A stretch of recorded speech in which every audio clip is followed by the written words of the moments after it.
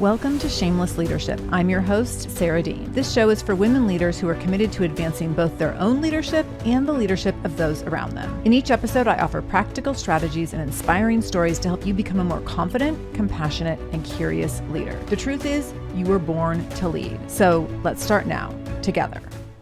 Hello, Shameless Leaders. Today we're going to be talking about emerging leaders. Maybe you are an emerging leader. Maybe you are leading emerging leaders. But we're going to be talking about what emerging leaders really need and aren't getting right now. And I always like to share where my episode inspiration comes from. So this episode inspiration comes from two different kinds of conversations I'm having. So one conversation is people who are leaders I work with who are working with emerging leaders and seeing how they're struggling. And then the other conversations that I'm having are with emerging leaders who are struggling and they're thinking about giving up on leadership altogether, which is just like, oh, it's breaking my heart because they're having this experience that they haven't been properly set up to be successful with. And they're thinking, I don't think leadership is for me. I'm not good at people management. I think I want to go back to being an individual contributor, or I want to get into something different. And they're thinking about leaving their role and they're thinking about leaving leadership roles because they're having this negative experience. And these are leaders that I see that have so much potential. And so these conversations are just like, oh, crushing my soul a little. And we're working through it. Every client I talk to right now where we're having this kind of a conversation, we're working through it and we're talking about it from different angles so that they can understand what's theirs to own in this situation and then what is on maybe the part of the organization itself in terms of how they haven't been adequately set up to be successful and how we can kind of rectify that. So my hope is that in doing this episode, that if you are in a position to support emerging leaders, you will feel like, oh, okay, these are the things I can do so that my emerging leaders feel set up to succeed and that they can shine in these roles and they can feel their strength and their power as they grow, which benefits everyone, right? And as well as they can feel confidence in their skill development, which is so important. And then if you're an emerging leader listening to this, my hope is that you're listening and you're thinking, oh, wait, I can do this. I just need some different skills and I need some opportunities to build some confidence. And this absolutely could be a great fit for me. And here's how I can make it a better fit than it is right now. So hopefully this is good all around, regardless of which perspective you're listening with or kind of which ears you're listening through.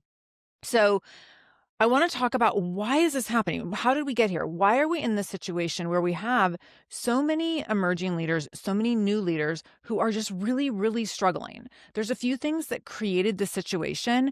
And I think it's really important to look at these dynamics objectively because what I'm seeing happening is that emerging leaders who are struggling are blaming it on themselves. They think that there is a deficiency within them that makes them a bad leader or makes them inept or incompetent or incapable. And they're thinking, oh, I just wasn't cut out for this. And that's absolutely not true. And there's leaders who are working with, there's higher level leaders who are working with emerging leaders who are thinking, what's wrong with leaders today? With these new leaders, they're not getting anything right. And so like everyone, the people who are struggling are feeling crappy about struggling. And people who've been around for a while are, I think, sometimes displacing their frustration on emerging leaders who don't know how to do better because they have not been given the tools that they need. So let's dig into it all. How did we get here? The first thing that I have seen happening, and the first thing that we know that's been happening across industries over the last 5 years especially, is rapid reorgs. And so, I mean, it's just at every turn we're reorging, right? And it's because of the state of the world, and it's because of maybe what will happen with the economy. It's not what's actually happening with the economy. It's recovering from what happened with the economy. So we're constantly reorging, and it might be related to tech. It might be related to AI. It might be related to politics or the economy. And like, it's all these different things, but it is just constant, right? So when we have these rapid reorgs and we have, whether it's massive layoffs or we have, companies deciding to flatten the curve, sometimes with layoffs, if we have people changing their return to office policies. When we have rapid reorgs, increasingly people are being put into leadership positions with little to no leadership training. They've been great at doing a certain skill, and now they've been promoted into a role where there's people management involved.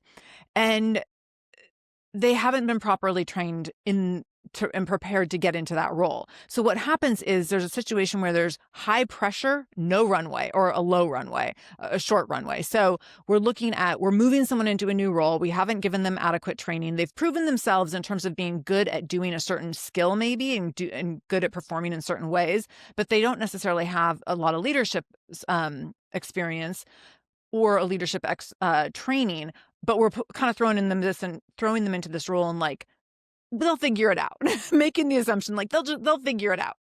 So new leaders are coming in. There's a lot of existing pressure and there's no like slowdown in a reorg, right? It's no like, hold on, like let's slow down so that everyone can get their bearings. It's just like, you're here now, let's go.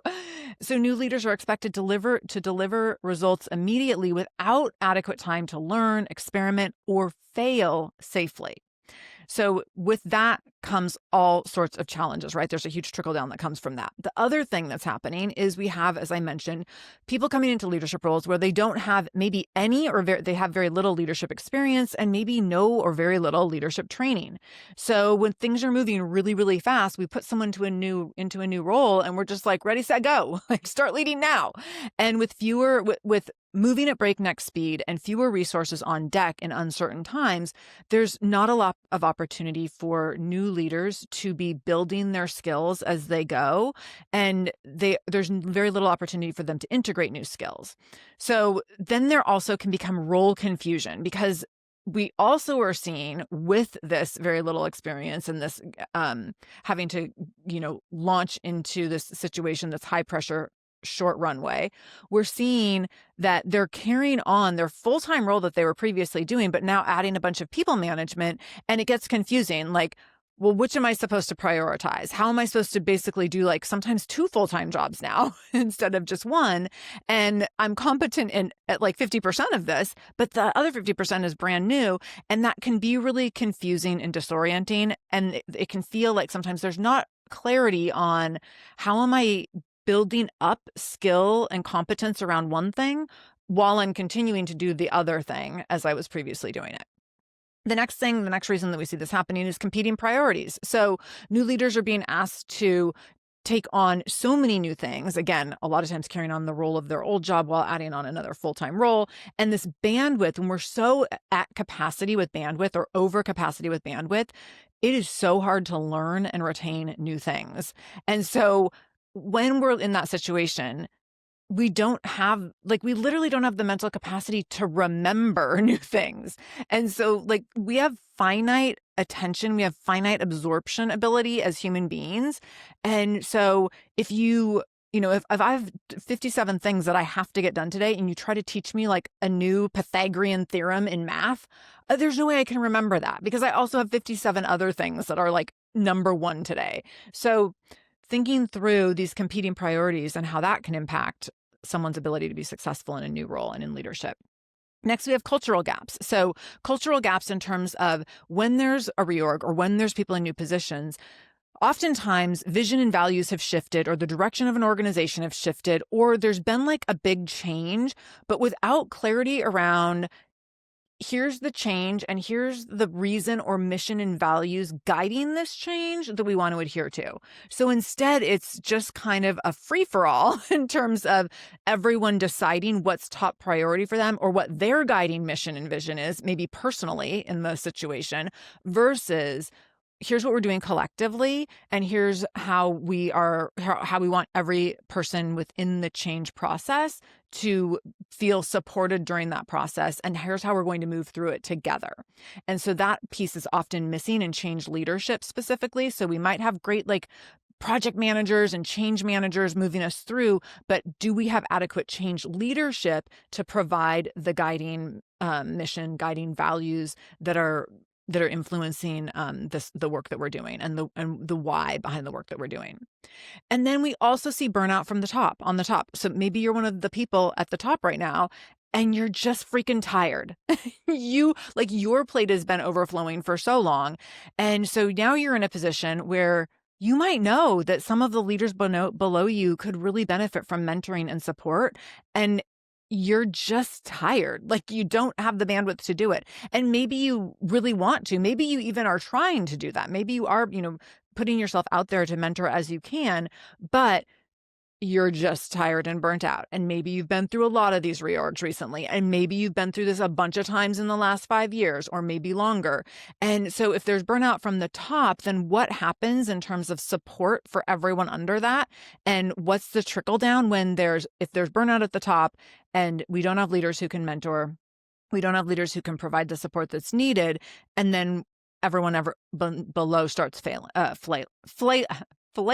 not failing, but also maybe if they're flailing enough, they also might be failing, right? So what can we do and what do these leaders need most? So let's think through how we can provide what these leaders need based on the resources that we have. And I'm going to also talk to you a little bit about how I'm really proactively supporting leaders as I'm working with them. As emerging leaders come to me and say like, hey, this is what I'm really struggling with. This is how I'm supporting them. Or when I have more senior leaders working with me and they're talking about their emerging leaders, this is the stuff that we're doing together. Now, I want to also say there's times when I'm working with entire teams, and some of this is work we're working on as a team as well. So maybe it's with a leadership team, or maybe it's with a team with multiple levels of leaders within the team. And these are also components that we can be working on together within that team coaching environment. And so as an example, sometimes I'll be working with a team where maybe over the course of 6 months, I'm working with the team where I'm meeting with the whole team once a month, but I'm also meeting with each member of the team for a one-on-one coaching session once a month. And so we're working on these things collectively as a group. We're also working on these things as individuals, which is like an ideal fit situation, especially going through change, where I'm able to help walk side by side with a team through a change situation and support leadership, support the full team, and make it so that everyone feels seen, heard, held, valued. Everyone has an understanding of what we're working toward collectively and what the guiding light, vision, mission is. And then also a place to ask questions and to talk about where we feel uncomfortable, what things are sticky right now. So just a few different ways that I'm working with folks through this so that you understand where I'm coming from as I share what we're actually doing. So what do these leaders need most? So the first thing they need most is clarity and confidence in their leadership identity. This is really, really important. When we step into leadership, especially, and when we step into anything new, but when we step into a leadership role, if we haven't previously been doing something, it's hard to just automatically be like, okay, well, now I'm a leader. Just like the first time you go out for a run, you don't get back to your house, walk through your back door and say, well, now I'm a runner. You feel like you're faking it, right? You're like, well, I went for a run, but I wouldn't call myself a runner. And oftentimes we're putting new leaders in roles and we're being like, well, you're a leader now. And that leader might not be feeling that. Like you don't just flip a switch, right? And so to gain confidence in your leadership identity takes some time, and it takes identifying what are the innate skills that you have that contribute to healthy and strong and positive leadership. What are the life experiences that you've had and the education that you have that might also contribute to being a strong leader? That doesn't mean that you have it all figured out. It doesn't mean that you have to know exactly what you're doing or be operating from certain like leadership principles or philosophies, but it can be just like generally speaking, hey, I know I'm a person who really values, kindness, respect, compassion. Therefore, I will be a great leader because of the way that I demonstrate those values. So you can be thinking through how the things that you value influence you as a leader. You can be thinking through how being a camp counselor when you were 16 is going to influence you as a leader when you're 26 or 36. So there's a lot of ways to start to integrate that leadership identity, maybe before you really feel like, oh, I know what I'm doing here. So supporting emerging leaders and defining who they are as leaders and defining what kind of leader they want to be and getting grounded in their values and identifying their values, and then giving them the confidence to show up authentically and really finding their own leadership brand and their own leadership voice. And this is some of my favorite work to do because it really helps people step into who am I as a leader that no one else can be. And we all have that potential in us, but we have to have someone sometimes help us tap that potential a little bit to be like, hey, knock, knock, what's in there? Let's get that out. Let's start to cultivate that. Let's start to mine for some of the greatness that exists inside any of us in terms of our potential to be a great leader. So that confidence in leadership identity can then build clarity around, oh, this is who I am. I'm a leader who stands for these values. I'm a leader who shows up in these ways. I'm a leader who embraces these qualities or these traits. And that really helps us solidify that identity. And so when I'm helping clients with this, what I'm doing is I'm really helping them define their leadership brand. And there's a number of exercises that I take folks through, but this is one of my very favorite things to do, because when people can define their leadership brand, they suddenly have a framework and lens through which they can make choices in terms of their decision making and action taking, in terms of how they show up. And all of a sudden, leadership feels different, and leadership feels like something they're empowered to do rather than a task they've been given that they feel a lack of confidence around, or they feel like, oh, I don't know if I'm getting it right. So that's the first thing, is developing that confidence and clarity and leadership identity.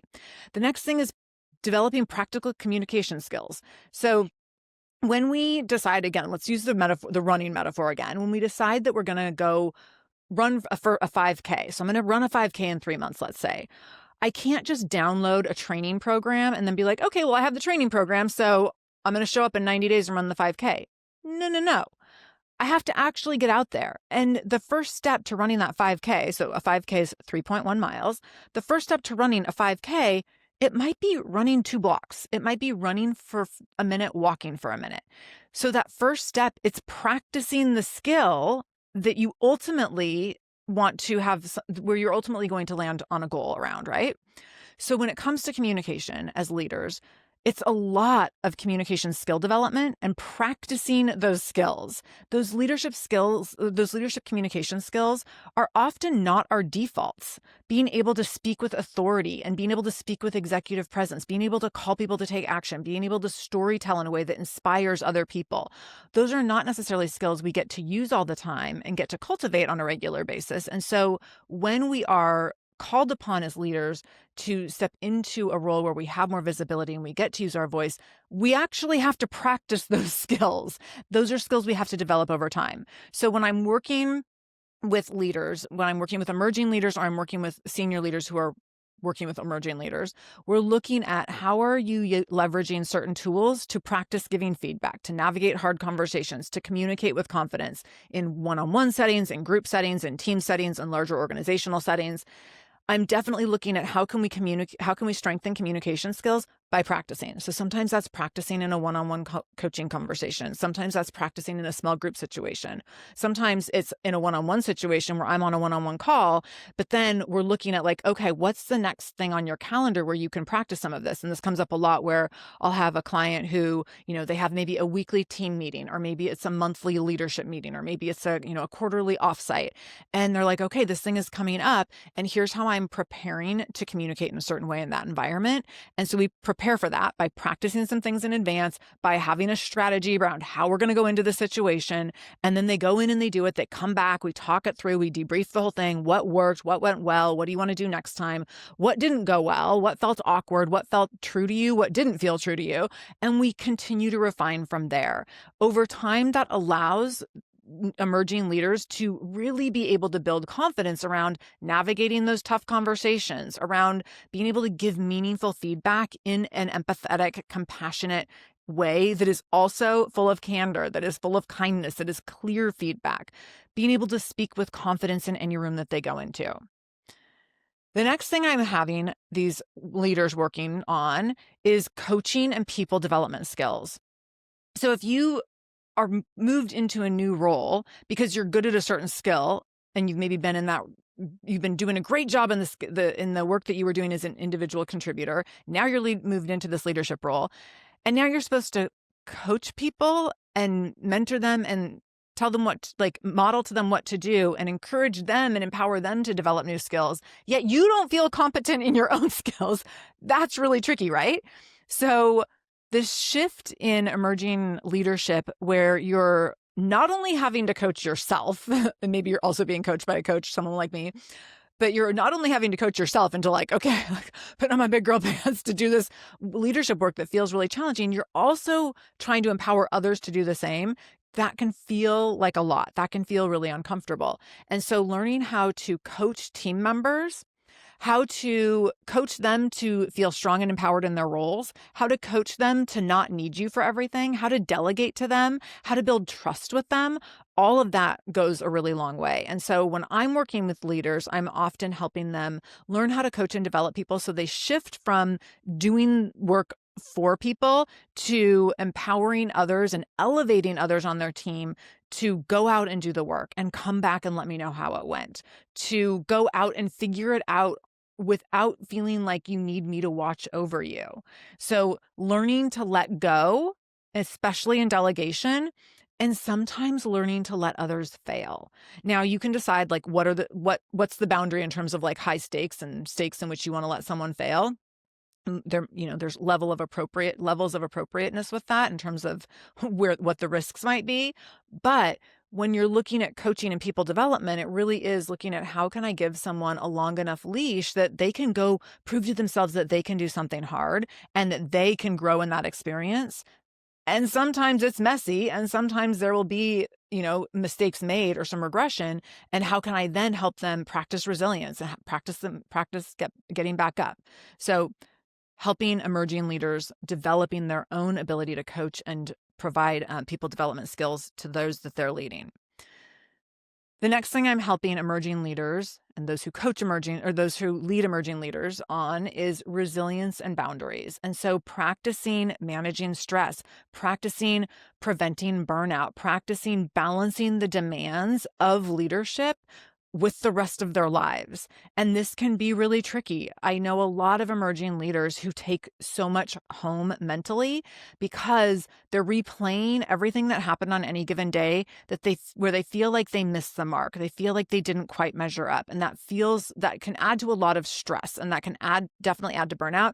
And that's where I really see people coming to me saying like, I don't know if I'm cut out for this, because they don't have leaders around them saying, hey, today was a rough day, but let me know how I can support you. Let's get back in the saddle tomorrow. Like, you can do this. I got you. And I know that you were born for this, and I'm willing to walk alongside you till you get there.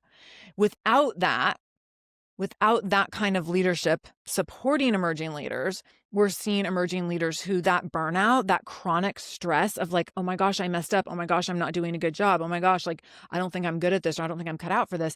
It's just causing them to want to quit. Like, they're just like, yeah, I'm out. I was like, I thought I could be good at this. I was wrong. My boss was wrong. Whoever promoted me was wrong.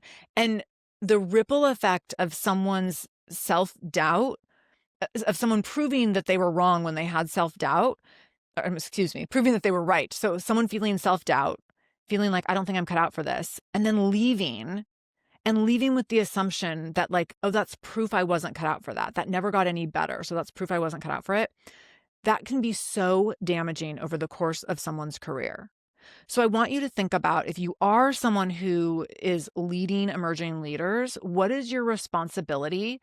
Not that it's your responsibility to make them be successful, but what is your responsibility to help them see what they're capable of so that they don't leave a position telling themselves a story that limits the rest of their career? That's a big responsibility. So when I'm working with people, when I'm working with my emerging leaders around this, we're really working on resilience and boundaries, and we're really working on mindset. We're working on how you can sustain developing new leadership and giving yourself grace and compassion in order to get better a little bit at a time, and to recognize that it's going to be a lot of one step forward, two steps back, and that's okay. That's part of the process. And celebrating small wins along the way, recognizing growth as it's happening in live time, making strong relationships and connections so that there's enough trust in place that things don't ever have to be perfect, that we get to be in a learning environment together. So as you're thinking about the leaders, either as you're thinking about your own emerging leadership or you're thinking about the leaders who you lead, I want you to be thinking about what are the things that you need most and what are the things that would be most helpful to the people that you lead. And if you're thinking like, oh my gosh, I'm trying to go this alone and this is not working, this is not sustainable, please reach out. I would love to work with you. If you're an emerging leader who's feeling stuck and you're feeling like, I'm not cut out for this, let me save you from yourself. If you are a leader who is leading emerging leaders and you're like, I don't have the bandwidth, and these are some of the calls I'm getting or the emails I'm getting right now, like, I don't have the bandwidth and I want my people to be successful, and oh my gosh, help, like 911, please reach out, because if you don't have the bandwidth to support your emerging leaders, that's where someone like me comes in. That's where I'm at my best. Like, let me support your emerging leaders, or let me support your team, or let someone like me, get a coach involved. If you have coaches on staff, get coaches on staff involved. But let other people step in and you delegate, like, hey, I need help with this. Don't let your leadership be compromised if you are a more senior leader who doesn't have the bandwidth to fully support emerging leaders right now. There are ways around that by delegating and bringing other folks on board to help that process. So I hope this was helpful. If you know emerging leaders who need support, please point them to this episode. If you are a leader who's leading emerging leaders, or if you are someone who knows emerging leaders leading emerging leaders, that is a mouthful. Please point them to this episode. This is hard work. These are hard times, so hard. And also, I know that when we recognize that we're in this together, that we get so much further. I also know how easy it is to feel all alone, how easy it is to feel unsupported, how easy it is to feel like you're not seen, heard, and valued in the work that you're doing. And I am here to be the person to see, hear, and value you and recognize that you are doing so much and it is so hard. And I don't want you to feel alone. So with all that, just know that I am in this with you always, and I will continue to be here with you, in this with you always, for as long as possible. So thank you for being here. I can't wait to be back with you next week.